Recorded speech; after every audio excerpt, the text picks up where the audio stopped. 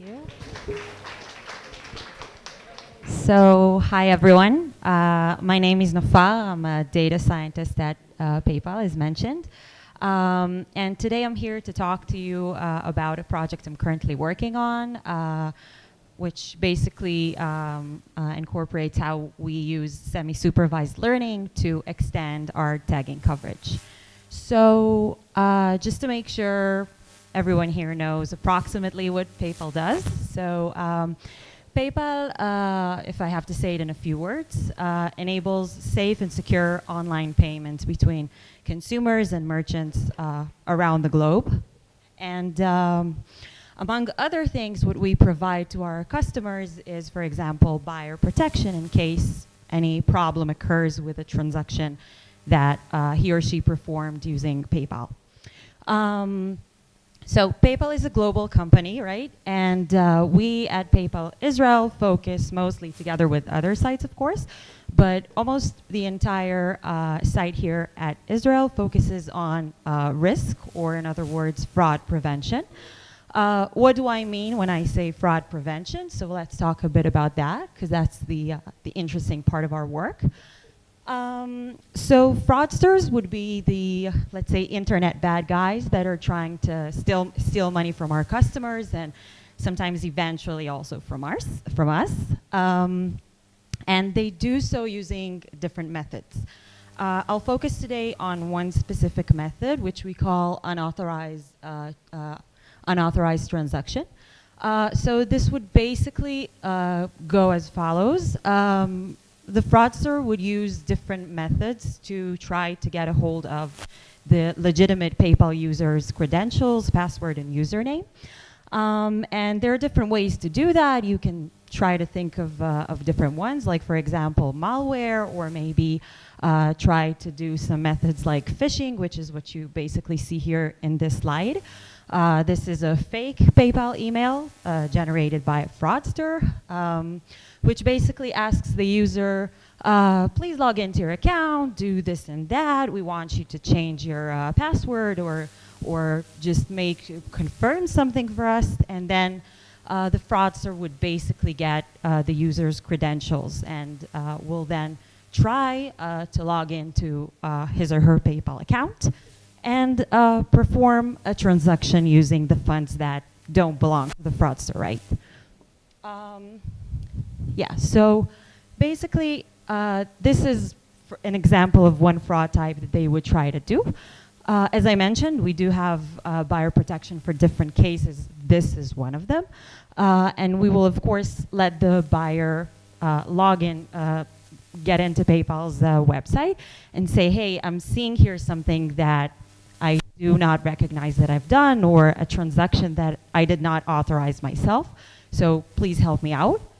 And what we would do at this point is PayPal will review this claim filed by the user, and we will eventually see if indeed we should refund the user and give him or her their money back, because this is a fraudster doing the transaction and not them, right? So this is, of course, a very unwanted situation, because you can imagine that other than the fact, can you hear me? Good. Other than the fact that PayPal is losing money, also this is not a very good user experience, right? You would not want to feel like you've paid with PayPal, it's safe and secure, and someone hacked into your account. So this is basically what we try to do, and as a data scientist or our analysts at PayPal, what we try to do is focus on preventing these types of fraud from happening. And we basically try to train models that will run real time and make a live decision whether a transaction is predicted to be highly probable to be good, or is it highly probable to be bad, and accordingly decide whether PayPal should enable it and approve it, or decline it and say, hey, this is a fraudster here and we're not enabling this to take place. So you can try to imagine how our data sets look like when we train a model to learn this kind of for this kind of task. And I will just say this is, of course, a toy example with fake data, also relevant for the rest of the slides. So what you can see here are instances would be transactions that already took place, historic transactions. And for each one of those, we will have our features telling us different types of information about the transaction that took place. We will also have labels saying whether the transaction eventually turned out to be good or bad. How do we have that? Just as I explained, if the transaction, if the transaction took place and eventually the user filed a claim on it and the claim was approved by PayPal, meaning we refunded the user, this means that the transaction was bad. All other cases would be that the transaction was good and everything went well. So we would like to train a model so that it would learn from this data set, and if when a new transaction takes place right now, we will be able to immediately say we believe that this is bad or good.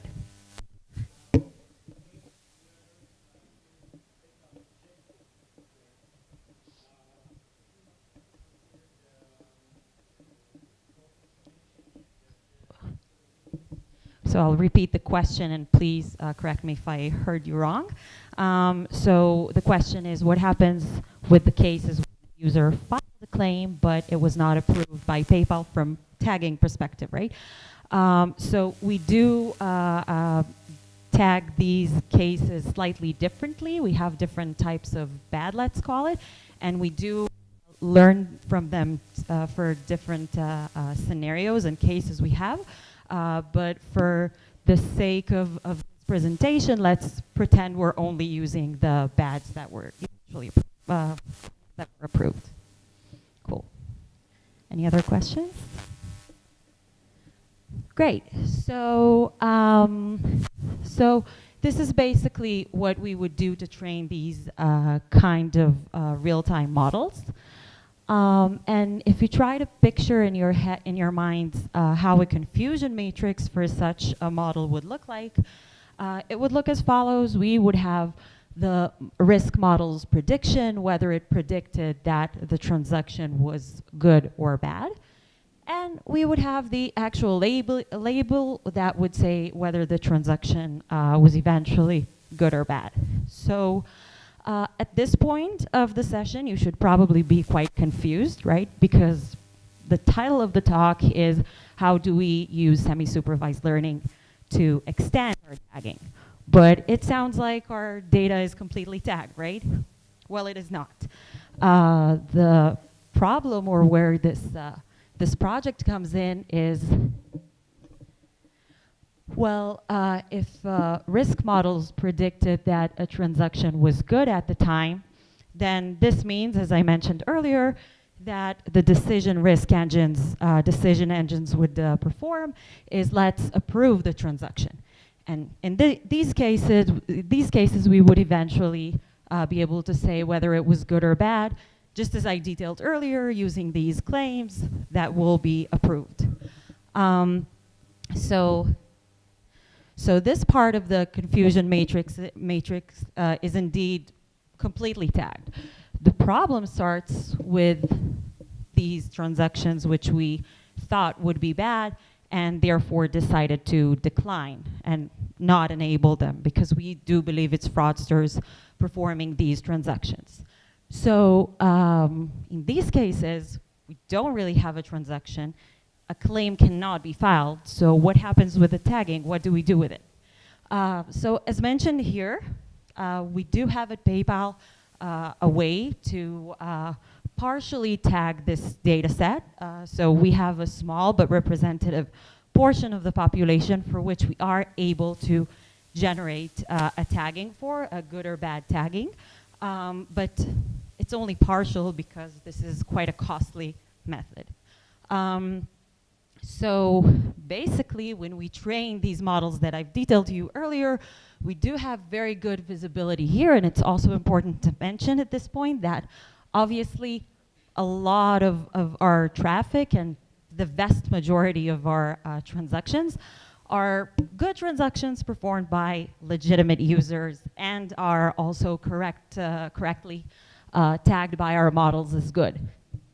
The problem is that when we,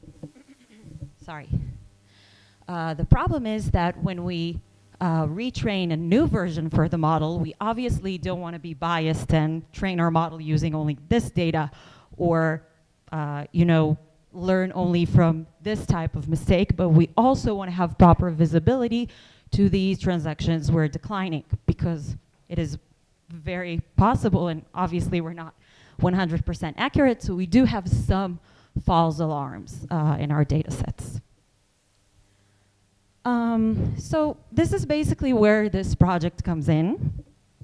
And the purpose of this project would be to use this partial tagging and learn how this population behaves, and then train a model that will assist to retroactively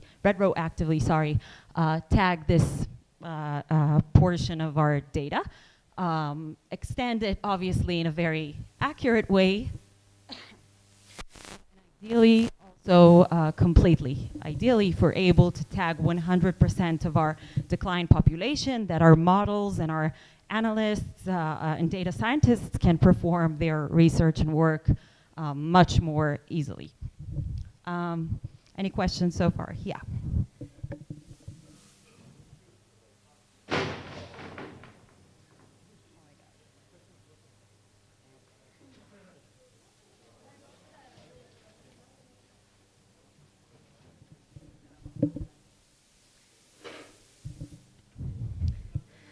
No, I don't think it's because of your confusion. You just said, I'm confused, and then it dropped, but I don't think it's you.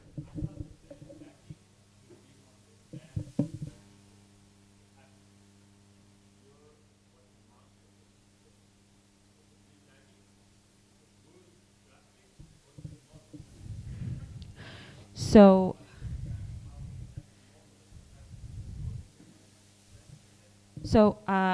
if I understand your question correctly, it's kind of a confusion about the confusion matrix, right? So what is not tagged and is tagged. So, so you can imagine that this is obviously composed, the data here is composed of transactions that already took place, right? So these are transactions, this would be transactions that, that were approved by risk because our models predicted they're good. And these would not really be transactions. Maybe that's the confusing part. Sorry for that. These would be transaction attempts. Okay? So because we predicted they would be bad and did not approve them. So they did not yield to be a transaction.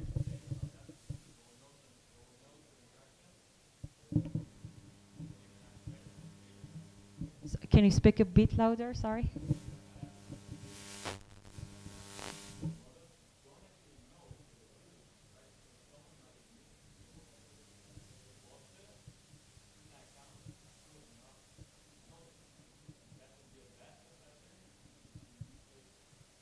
So we do have, you mean cases where someone hacked into your account and did not perform a transaction? Or a transaction was performed and you did not notice? So I will say that PayPal does review some of these, let's say, more gray or riskier transactions, just to make sure cases like that don't happen. Cases where, you know, someone, a fraudster bought in $1 and you missed it and you just didn't claim for it, or you didn't want to. It almost doesn't happen because people usually do that. You know, also want to tell us someone hacked into my account so that it won't happen in larger scale later on. So, but we do review these transactions as well. It's a good point. Thank you. Yeah.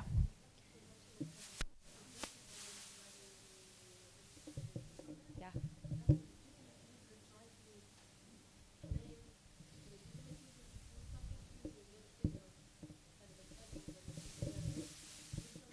So you're talking about these transactions. Yeah, okay, so could you?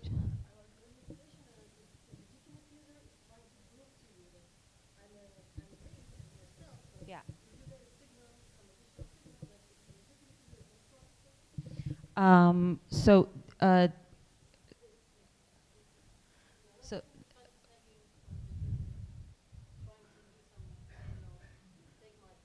mhm. Yeah, this is part of the claim process would be prove to us that it was provide to us some information. Uh-huh.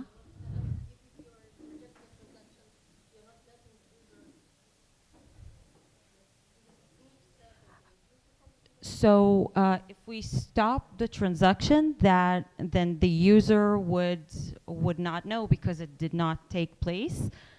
So I'm not sure I followed. Maybe you're referring to this part. Okay, cool. So I'll move on, and as I mentioned, I'll just recap that the purpose would be to take this part of the population of declined transactions that are only partially tagged, use these taggings, and generate a model that is able to retroactively tag all of our declined populations so that analysts and data scientists can learn from that when they productize a new version of their models.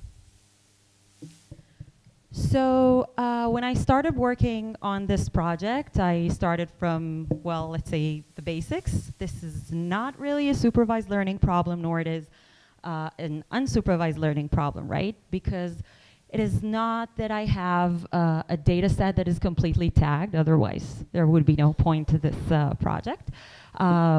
If I had one, I would be able to generate a classifier that is finding this boundary between my goods and bads, but this is not the case. I have much of my data, the vast majority of my declines are not tagged.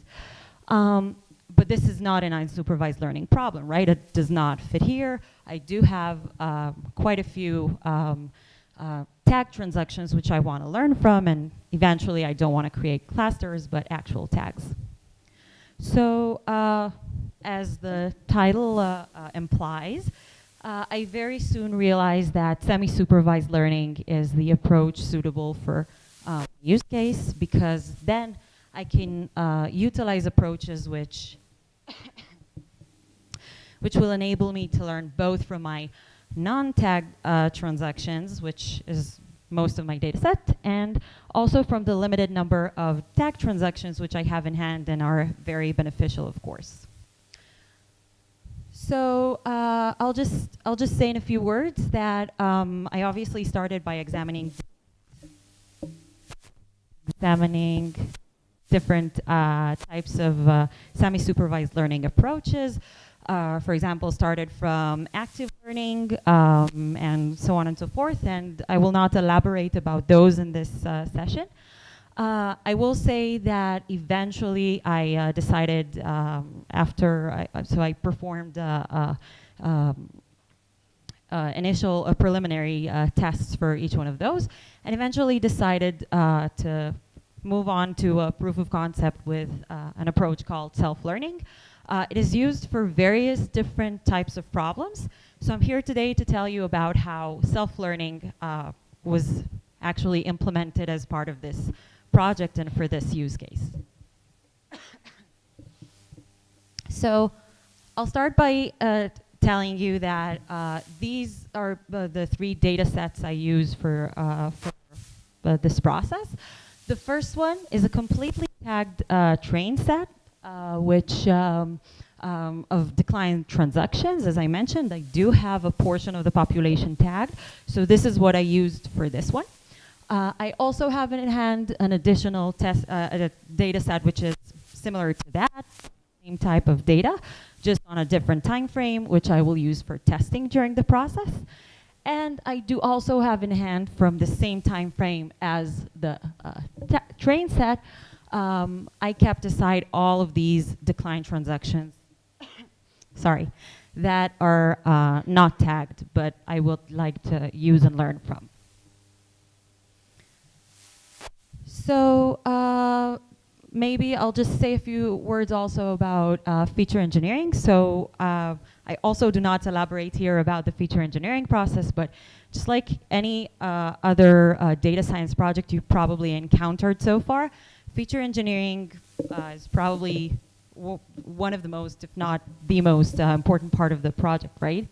And it was actually quite interesting in this one because you can imagine that as a data scientist at PayPal, I'm used to working on generating models that are meant to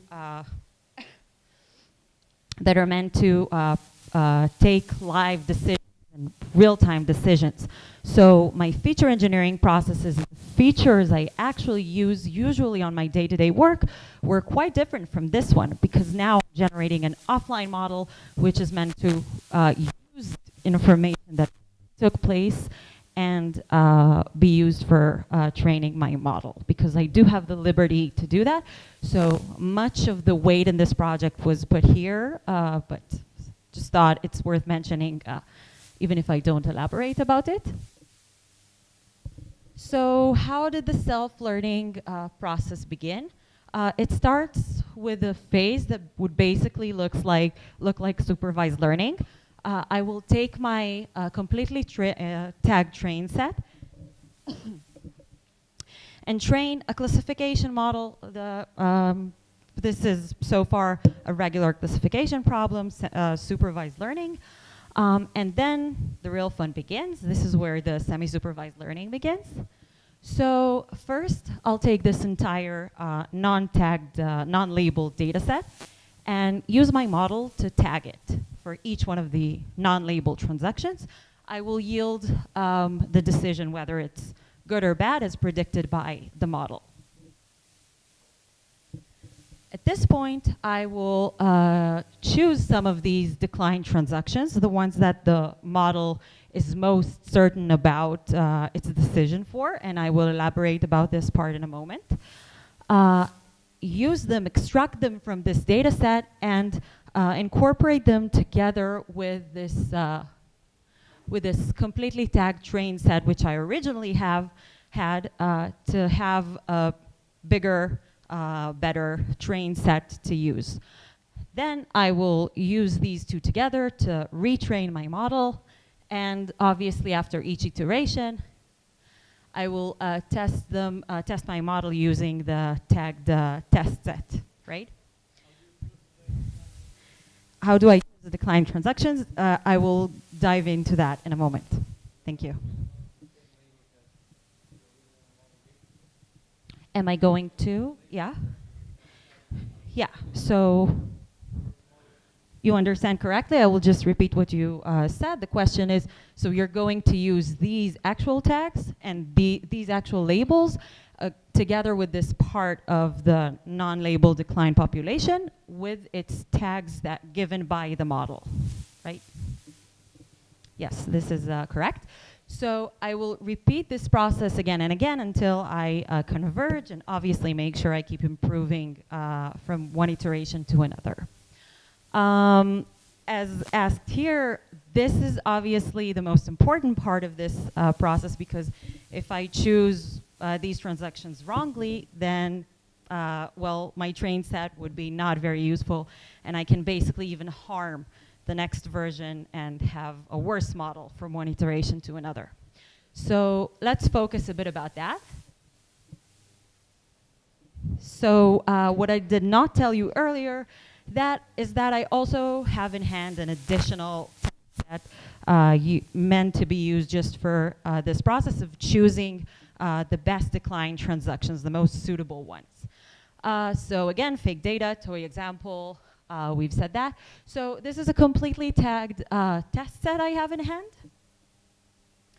And in each iteration, I will use the most recent model I have in hand from the previous iteration to tag it and give it additionally to the actual label, its decision as well as the bad probability. Probability that is higher than 50% would mean bad, lower than that would be good. So it doesn't seem like an arrow. It does on my computer, but this is basically just a sorted version of this data set so that it's easier to explain that I'm, at this point after tagging, able to generate this table mapping bad probability to precision.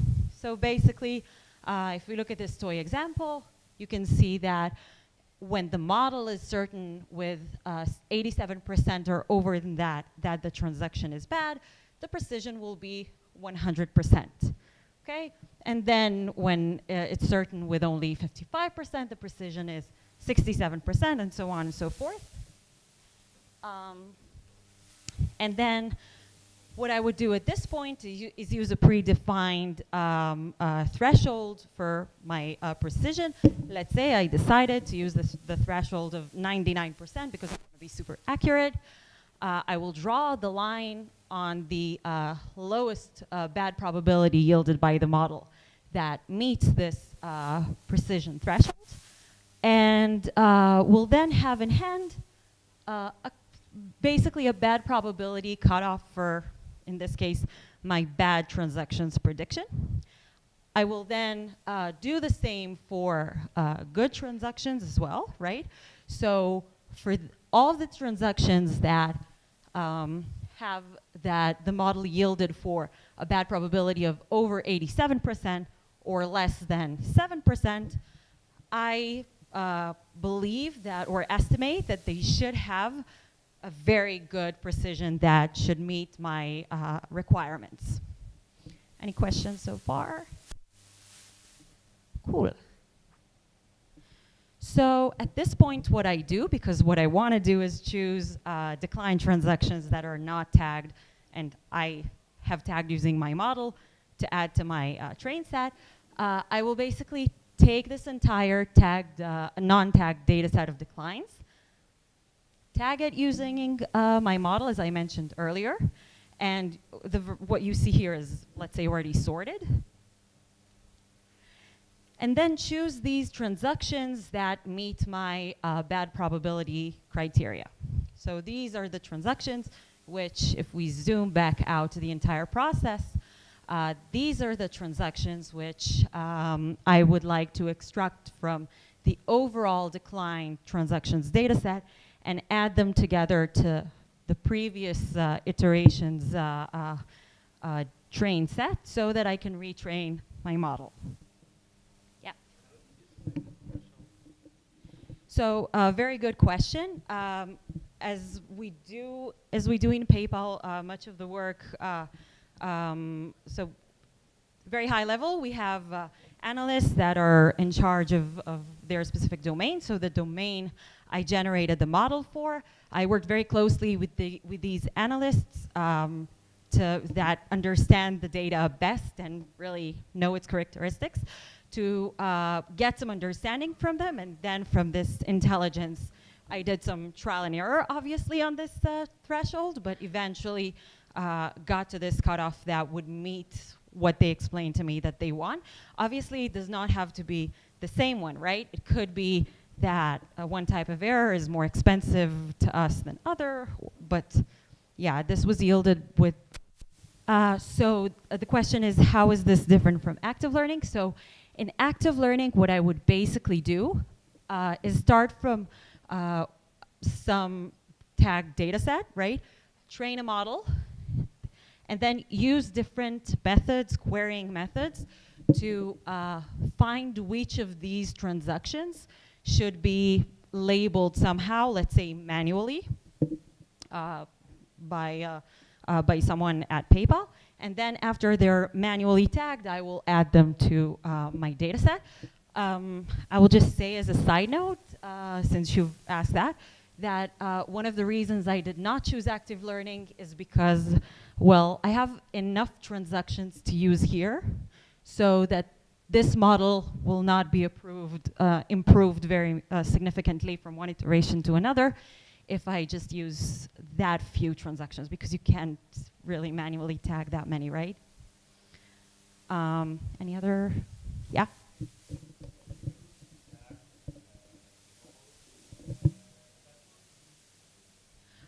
So good question. I will soon talk about what were our conclusions from this proof of concept. But in this proof of concept, I did manage to have a quite a good performance, actually better than I initially thought, on the entire data set. But I've recently, we've tested it on a portion of the population just for a test one of the teams the analyst teams were interested in. And for this specific use case, I told them, like, it's a POC, don't use this model yet, just to have an idea. They played with the data a bit. So I found bad probability, thresholds for them to use so that the performance would be like that much better. And they can play around with the data like that. Obviously, model not used yet, that was just for playing with the data. Yeah.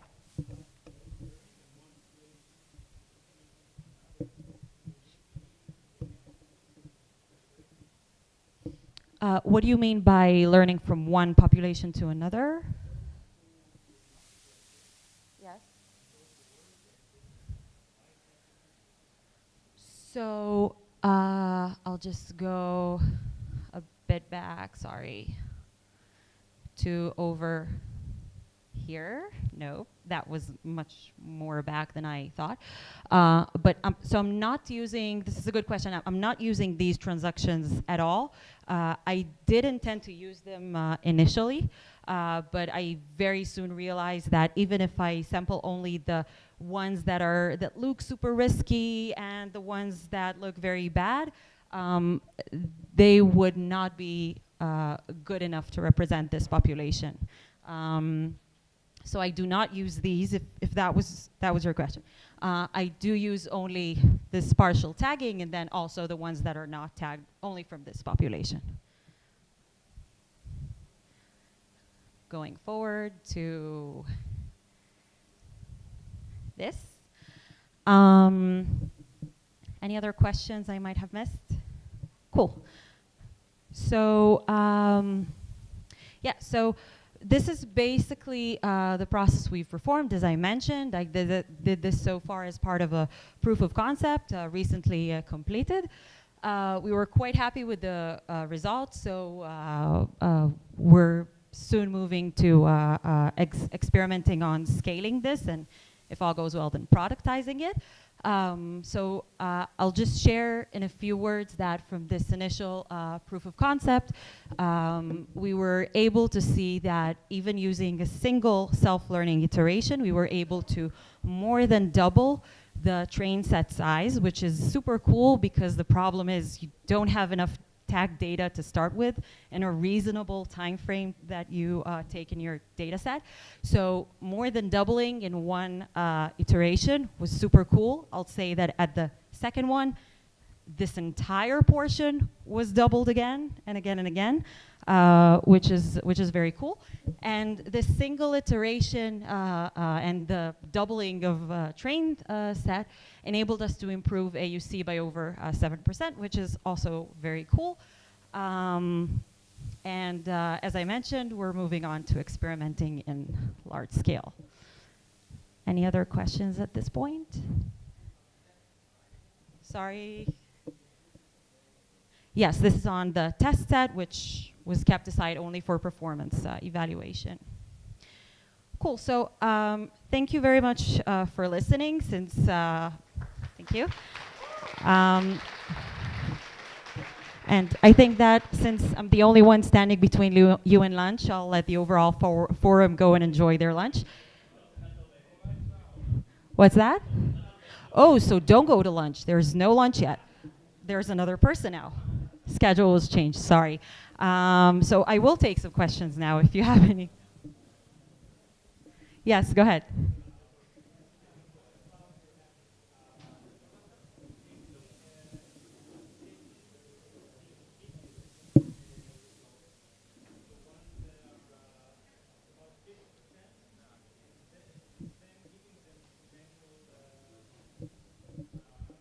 Yeah. So this is a very good question. So the question, I'll summarize it. It was, have I considered to take these transactions that are tagged as good or bad, that are around the 50% bad probability, the ones that the model is not sure about, and then give it to someone to review it and check what's going on there. This would be performed, let's say, if I choose certain querying methods in active learning, but we do intend to do that later on when we scale, just for gap analysis sake. Yeah.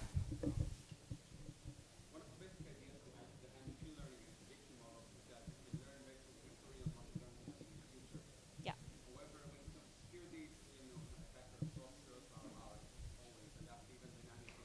True.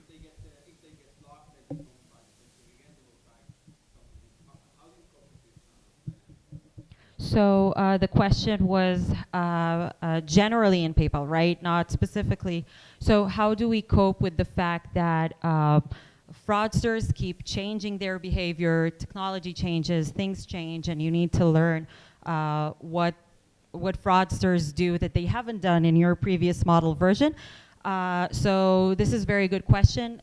Both our analysts and data scientists, and this is basically, I think, what makes our job hardest but yet coolest, is that we constantly have to be not only to keep up the pace with fraudsters, but we'll be one step ahead. So we have a lot of weight put on trying to figure out what would be the next step. And we also have a lot of weight put on trying to understand what is these new fraud types or MOs that we need to tackle and we need to cope with, and keep refreshing our models accordingly. Okay, so thank you very much. Enjoy the rest of your day.